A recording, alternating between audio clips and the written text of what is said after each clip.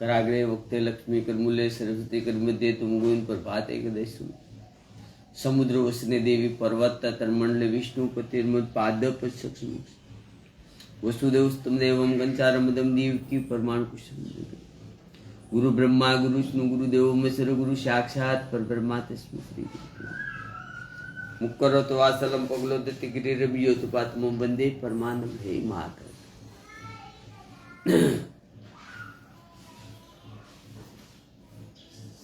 या कुंदे न तुषार हार धवला या शुभ वस्त्रावता या विनावार धर्मदित करा या क्षेत्र प्रशासन या ब्रह्मार सुत शंकर प्रबुद्धि विवे सदा विदिता सामा पातु सरस्वती सरस्वती भगवती नि शेष शांताकार भजन गण सपशराम सुरेश विश्वाधारम गगन संदर्भ वरम शुभागमम लक्ष्मीकांतम कमल नयन योगी पीधिया निगम वंदे विष्णु भव भरण सर्वे लोकनाथम य ब्रह्मा वरुण श्रीतम सतुनम वनित दिव्य सत्वे वंदे सागपद कमुपनिषदे गाय समागा दयानावश्यत तगतेन मंचा पचय नीति योगिनी यस्यानंत न विद्रु सुरासुर गणा देवा तस्मै नमः पपन पारिदात्रम तोत्र वेत्र कप्रम ज्ञान मुद्राम पुष्णा गीता मुक्तुदे नमः सीताराम नमो माँ भवानी माँ भगवती माँ पार्वती माँ जगदम्बा माधव बुद्धिमान सरस्वती ब्रह्माणी माँ ब्रह्मा जी ब्रह्मता माँ लक्ष्मा विष्णु वा नारायण ओम नमो भगवती वा हे जगन्नाथपुरी सुभद्रा बलराम राधे डाकोरना ठाकुर अंसुरा गोकुल मथुरा वृंदावने सुभद्रा बलराम राधे बद्रीनाथे कितने कन्या मूल्यवान परमात्मा गोकुल मथुरा वृंदावने सुभद्रा बलराम राधे कितने बद्रीनाथे कितने कन्या मूल्यवान द्वारका ना राजा रणपुरा द्वारका ना राजा रणपुरा हे भूरिख्या हनुमान दादाय नमो भूरिख्या हनुमान दादाय नमो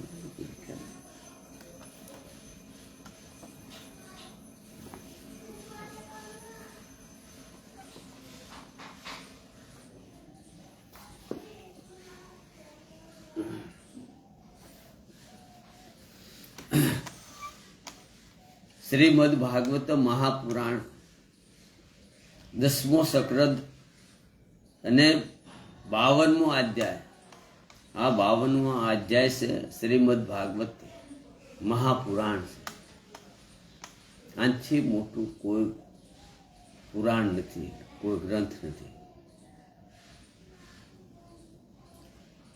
દ્વારકા ગમન શ્રી બલરામજીનો વિવાહ થતા જ શ્રી કૃષ્ણની પાસે રૂકમણીનો સંદેશો લઈને બ્રાહ્મણનું આવું શ્રી સુક ઉવાસ સુખદેવજી કહે છે હે પ્રિય પરીક્ષિત ભગવાન શ્રી કૃષ્ણે આ રીતે ઈક્ષ્વાકુનંદન રાજા મુકુંદન પર અનુગ્રહ કર્યો હવે તેમણે ભગવાનની પરિક્રમા કરી તેમને નમસ્કાર કર્યા અને ગુફામાંથી બહાર નીકળ્યા તેમણે બહાર આવીને જોયું કે બધા જ મનુષ્યો પશુઓ લતા અને વૃક્ષો વનસ્પતિઓ પહેલાની તુલનામાં બહુ જ નાના આકારના થઈ ગયા છે તેથી એવું જાણીને કે કલયુગ આવી ગયો એવો ઉત્તર દિશા તરફ ચાલ્યા ગયા મહારાજ મુકુંદન તપસ્યા શ્રદ્ધાને ધ્યેય તથા અનાશક્તિથી જ યુક્ત અને સંશય સંદેશથી યુક્ત હતા તેઓ પોતાનું ચિંત ભગવાન શ્રી કૃષ્ણમાં પૂરવીને ગણધમાન પર્વત પર પહોંચ્યા ભગવાન નારાયણ નિત્યને નિવાસ સ્થાન બદ્રિકાશ્રમ જઈને બહુ જ શાંત ભાવે ગરમી ઠંડી વગેરે દેહોને સહન કરતા તેઓ તપસ્યા દ્વારા ભગવાનની આરાધના કરવા લાગ્યા અહીં ભગવાન શ્રી કૃષ્ણ મથુરામાં પાછા આવ્યા. ત્યાં સુધી જ કાલ્ય વનની સેનાએ તેને ઘેરી રાખી હતી. હવે તેમણે મલેશિયોની સેનાનો સંહાર કર્યો અને તેમનું બધું ધન છીનવી લઈ દ્વારકા લઈ ગયા. જે સમયે ભગવાન શ્રી કૃષ્ણ યાજ્ઞા પ્રમાણે માણસો અને પોઠિયાઓ પર ચડાવીને જ તે ધન દ્વારકા લઈ જવાતું હતું. તે વખતે 23 અશ્વહીણ સેના સાથે જરાસંધ 18મી વાર મથુરા પર ચડી આવ્યું. પરીક્ષિત શત્રુ સેનાનો પ્રબળ વેગ જોઈને ભગવાન શ્રી કૃષ્ણ અને બલરામજી મનુષ્યના જેવી લીલા કરતા રહીને તેમની સામેની બહુ જ તબરાથી ભાગી ગયા. તેમના મનમાં સહેજ પણ ભય ન હતો, છતાં જાણે કે અત્યંત ભયભીત થઈ ગયા હોય એવું નાટક કરતા તે તમામ ધન ત્યાં છોડીને અનેક યોજનો સુધી તેઓ પોતાના કમળ પત્ર જેવા કોમળ શરણોથી અથાત પગપાળા દોડતા ભાગી ગયા. હવે મહાબળવાન મગરાજ જરાસંધે જોયું કે શ્રી કૃષ્ણ ને બલરામ તો ભાગી ગયા છે. ત્યારે તે હસવા લાગ્યો અને પોતાના રથ અને સેના સાથે તેમની પાછળ દોડ્યો. ત્યારે જ હસવા લાગ્યો ને પોતાના રથ અને સેના સાથે તેમની પાછળ દોડ્યો. તેને ભગવાન શ્રી કૃષ્ણ અને બલરામજીના જ ઐશ્વર્ય પ્રભાવ વગેરે જ્ઞાન ન હતું.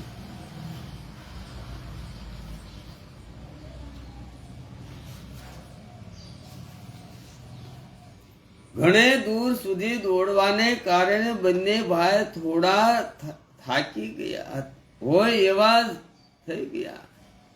હવે તેઓ બહુ ઉત્સાહ પર્વત પર ચડી ગયા. તે પર્વત પર્વસણ નામ એટલા માટે પડ્યું કે ત્યાં હંમેશા મેઘ વર્ષા કરતા હતા. પરીક્ષિત જ્યારે જરાસંધે જોયું કે તે બંને જ પર્વતમાં જ છુપાઈ ગયા છે અને બહુ શોધવા છતાં મળતા નથી, ત્યારે તેણે લાકડાથી ભરપૂર એવા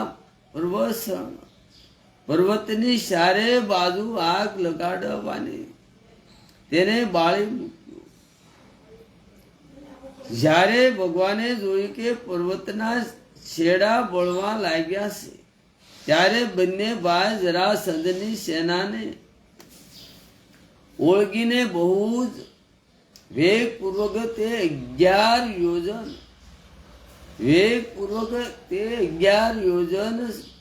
44 કોષ ઉષા પર્વત પરથી એકદમ નીચે ધરતી પર કૂદી પડ્યા. રાજન તેમને જરાસંધે અથવા કે તેમના કોઈ સૈનિકો જોયા નહીં અને તે બંને ભાઈ ત્યાંથી ચાલીને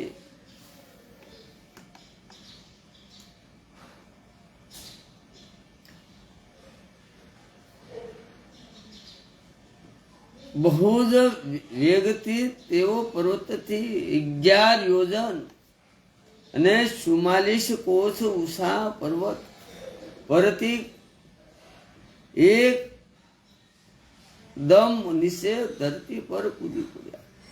રાજન તેમને જરાસંધે અથવા કે કોઈ સૈનિકો જોયા નહીં અને તે બંને ભાઈ ત્યાંથી ચાલીને પોતાની સમુદ્રથી ઘેરાયેલી દ્વારકામાં આવી ગયા.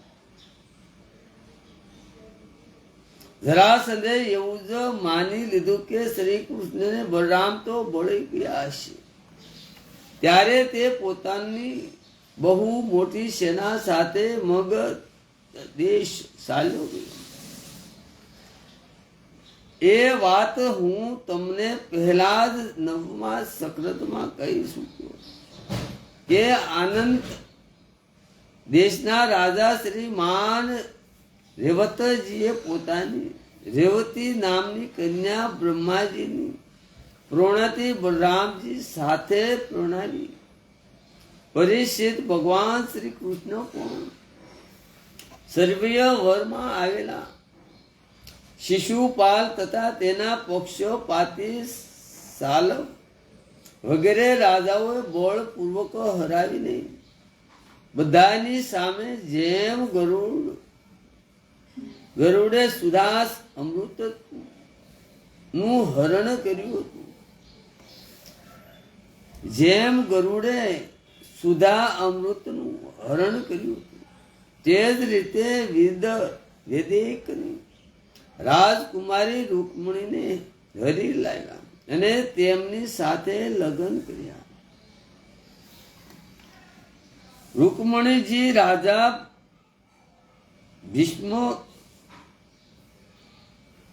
ભીષ્મકની કન્યા અને સર્વય ભગવતી લક્ષ્મીજીનો અવતાર હતો. રાજા પરસે પૂછ્યું કે ભગવાન, અમે સાંભળ્યું છે કે ભગવાન શ્રી કૃષ્ણે ભીષ્મકની પરમ સુંદરી રૂક્ષ્મણી દેવીને બળપૂર્વક હરણ કરીને રાક્ષસ સ્વીથી તેમની સાથે લઈ ગયા. મહારાજ, હવે હું એ સાંભળવા ઈચ્છું છું કે પરમ તેજસ્વી ભગવાન શ્રી કૃષ્ણ જરાસંધ, સાલવ વગેરે રાજાઓને જીતીને કઈ રીતે રૂક્ષ્મણીનું હરણ કર્યું. હે બ્રહ્મશી, ભગવાન શ્રી કૃષ્ણની લીલાઓ વિશે તો કહેવાનું જ શું છે. તે લીલા ચરિત્રો સર્વય તો પવિત્ર છે. સંપૂર્ણ જગતના મોલોનો નાશ કરનારા છે. તેમાં એવી અલૌકિક મધુરતા છે જેનું રાત દિવસ સેવન કરતા રહેવા છતાં નિત્ય નવો જ રસ મળતો રહેશે. એવો કોણ રસિક, કોણ મનુષ્ય છે જે તે લીલા કથાઓને સાંભળીને તૃપ્ત થઈ જાય છે. સુખદેવજી કહે છે, હે પરીક્ષિત મહારાજ, ભીષ્મ વિદેશના અધિપતિ હતા. તેમને 5 પુત્રો અને સુંદર મુખવાળી એક કન્યા હતી. બધાથી જ મોટા પુત્રનું નામ રૂકમી હતું. બીજા 4 નાના હતા. તેમના નામ હતા ક્રમશ, રૂકરથ અને રૂકબાહુ, રૂકકેશ અને રૂકમાલી. તેમના બહેન હતા સતી રૂકમણી. જ્યારે રૂકમણીએ ભગવાન શ્રી કૃષ્ણના સૌંદર્ય, પરાક્રમ, ગુણ અને વૈભવની પ્રશંસા સાંભળી, તે તેમને ત્યાં આવતા અતિથિઓના પ્રાય ગાયા કરતા હતા. ત્યારે તેમણે એવો નિશ્ચય કર્યો કે ભગવાન શ્રી કૃષ્ણ જ મારા માટે યોગ્ય પતિ છે. ભગવાન શ્રી કૃષ્ણએ પણ બુદ્ધિ લક્ષણો ધારતા રૂપ, શીલ તથા ગુણોના જ નિવાસ રૂપ રૂકમણીને જ યોગ્ય પત્ની માનીને તેમની સાથે લગ્ન કરવાનો જ નિર્ણય કર્યો. રૂકમણીના ભાઈ બાંધવો પણ ઈચ્છતા હતા કે અમારી બહેન લગ્ન શ્રી કૃષ્ણ સાથે જ થાય, પરંતુ રૂકમી શ્રી કૃષ્ણ સાથે બહુ દોષ કરતો હતો. તેણે બીજા ભાઈઓને આમ તેમ રોકી દીધા અને શિશુપાલને જ પોતાની બહેન માટે યોગ વર સમજ્યો. જ્યારે પરમ સુંદરી રૂક્ષ્મણીને આ વાતની ખબર પડી કે મારો ભાઈ રૂક્મી શિશુપાલ સાથે મારા વિવાહ કરવા ઈચ્છે છે, ત્યારે તેઓ બહુ ઉદાસ થઈ ગયા. તેમણે ખૂબ સમજી વિચારીને એક વિશ્વાસપાત્ર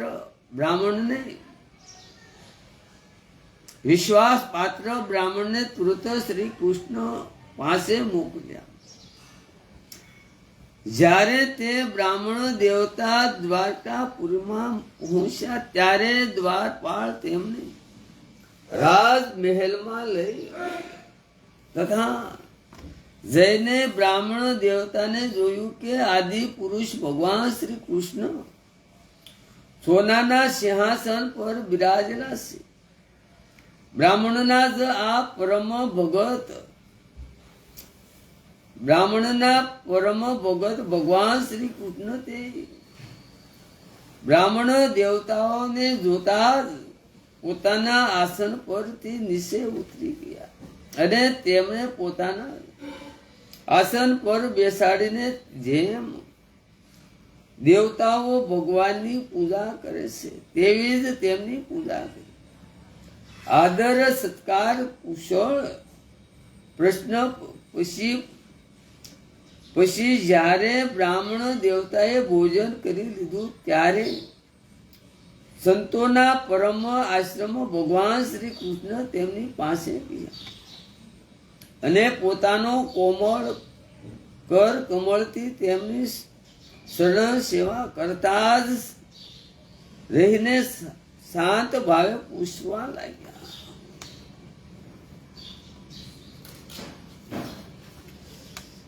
હે શ્રેષ્ઠ બ્રાહ્મણ, આપનું ચિંત તો સદા સર્વેદા સંતુષ્ટ રહે છે ને આપને પોતાના સર્વ પુરુષો દ્વારા સર્વિષ્કૃત ધર્મનું પાલન કરવામાં કોઈ મુશ્કેલી તો થતી નથી ને. બ્રાહ્મણ જે કાંઈ મળી જાય તેમાં સંતુષ્ટ રહે અને પોતાના જ ધર્મનું પાલન કરે તેનાથી થાય તો તે સંતોષ તેની જ બધી જ કામનાઓ પૂરી કરી દે છે. જો ઇન્દ્રનું પદ મેળવીને પણ કોઈને સંતોષ ન થાય તો તેને સુખ માટે એક જ લોકથી જ બીજા લોકમાં વાર ભટકવું પડે છે. તે ક્યાંય પણ શાંતિથી બેસી નહીં શકે. પરંતુ જેની પાસે બિલકુલ પરિગ્રહ નથી અને જે પ્રાપ્ત પરિસ્થિતિમાં સંતુષ્ટ છે, પરિચિત નથી, પરિગ્રહણ નથી અને જે પ્રાપ્ત પરિસ્થિતિમાં સંતુષ્ટ છે તે બધી જ રીતે સતાર હિત થઈને સુખની નિંદામાં સૂવે છે. જેવો સર્વય પ્રાપ્ત થયેલી વસ્તુમાં સંતોષ માની લેશે, જેવો સર્વય પ્રાપ્ત થયેલી વસ્તુમાં સંતોષ માની લેશે, જેમનો સર્વભાવ અત્યંત મધુર છે, જેમનો સર્વભાવ અત્યંત મધુર છે અને જેવો સમસ્ત પ્રાણીઓના પરમ હિતેશી સહકાર સહિત અને શાંત છે એવા જ બ્રાહ્મણો